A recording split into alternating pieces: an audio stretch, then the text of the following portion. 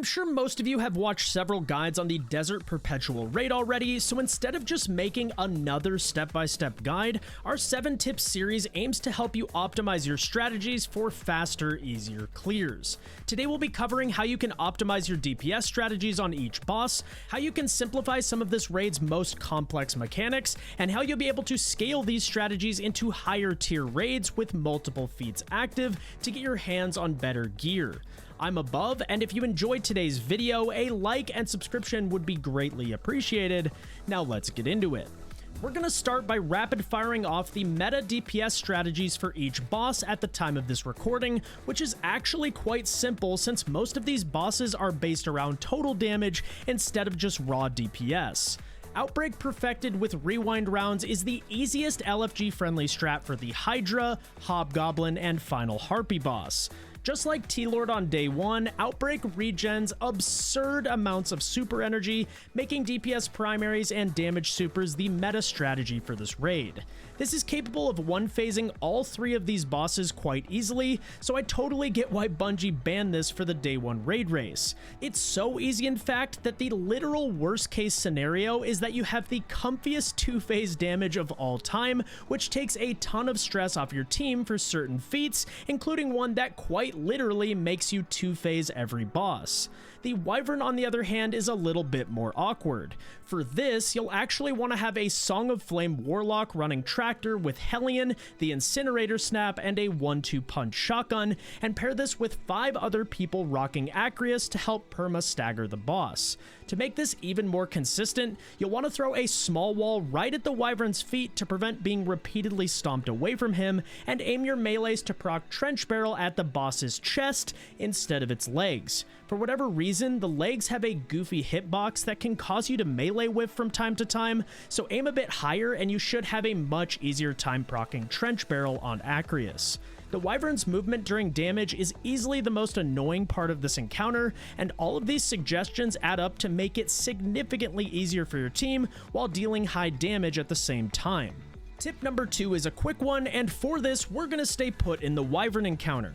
Whenever you're performing the diastole mechanic that vaults you into the air, timing is often what trips people up the most. Whether it's getting pushed by the boss at just the wrong time, getting swarmed by adds, or simply mistiming your shots, it's easy to mess this up. So for consistency's sake, every single time, make sure your climber is ready to go before anyone shoots a pillar on each side. Have the climber make the call to limit confusion.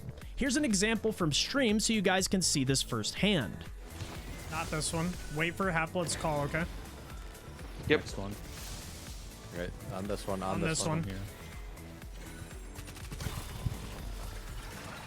Good job, guys. Beautiful. Damage is up top. Second, it's really easy to mess up the timing with your shot, which is why I recommend pre-firing your weapon just below the target as the 3rd timer beeps, and when you get vaulted into the air, you'll break the cube with perfect timing every single time. These are simple tips, but definitely make a big difference in the consistency for this encounter. For tip number 3, we're heading to the Hydra. This is probably the easiest boss of the 3, but there's still a ton of room for error here, especially during damage.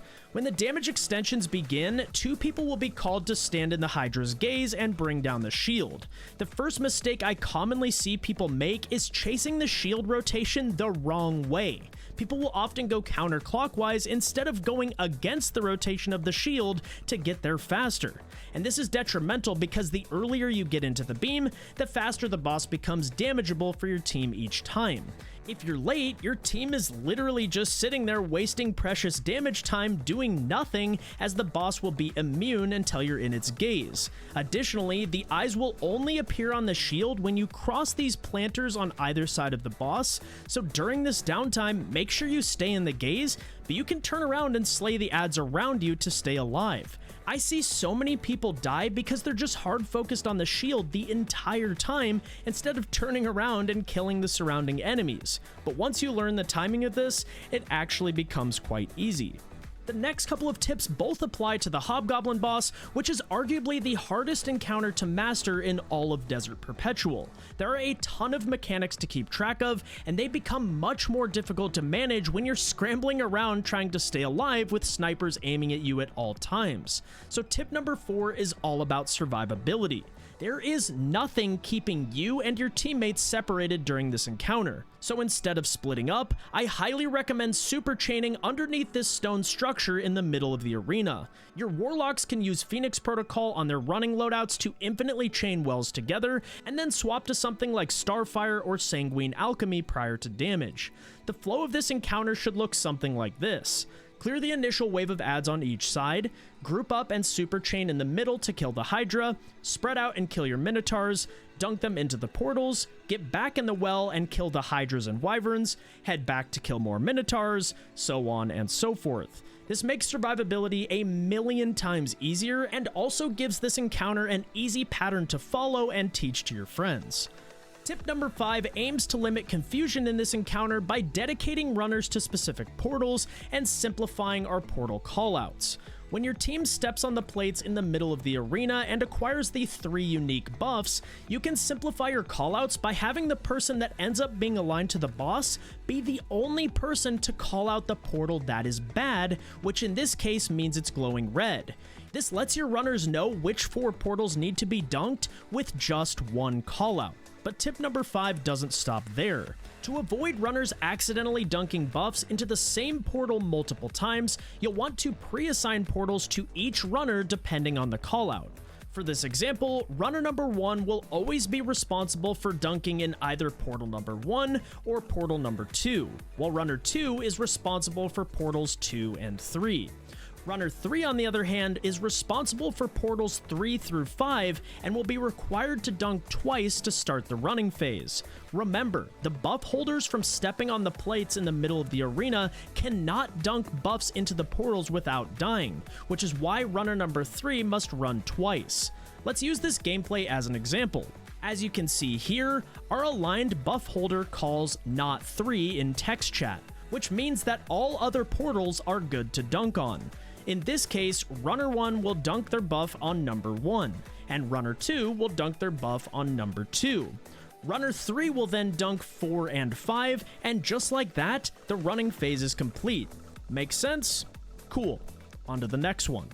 Now it's time for Karagos, the final boss of Desert Perpetual, and I have 2 tips that are going to make your lives much easier.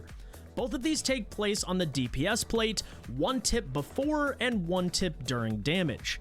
Tip number 6 corresponds to the alignment of buffs just before DPS begins.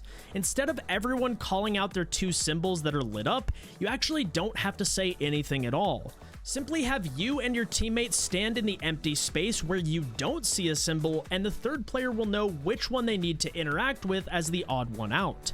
This is by far the easiest method for this, especially for LFG. And last but not least, tip number 7 is arguably the simplest but most impactful tip of the entire video.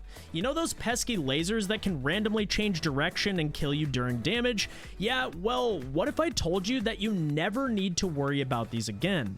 Outside of something extreme like maybe the contest raid feat, a concussive dampener, 2 arc resists, and the side-by-side artifact mod will actually give you so much damage resist that you can tank the boss's laser inside of a well. This means you'll literally never need to worry about dying to the DPS mechanic, which means you can spend more time actually doing damage. Well guys, that's gonna do it for the video. I hope you found this guide useful, and if you did, a like and subscription would be greatly appreciated. I'll be streaming Desert Perpetual raid helps with feats active for increased raid tier loot all weekend long over at twitch.tv/above, so make sure to swing on by the stream for a chance to get in some clears. Anyways, that's it from me. Thank you all so much for watching, and I'll catch you next time. Peace!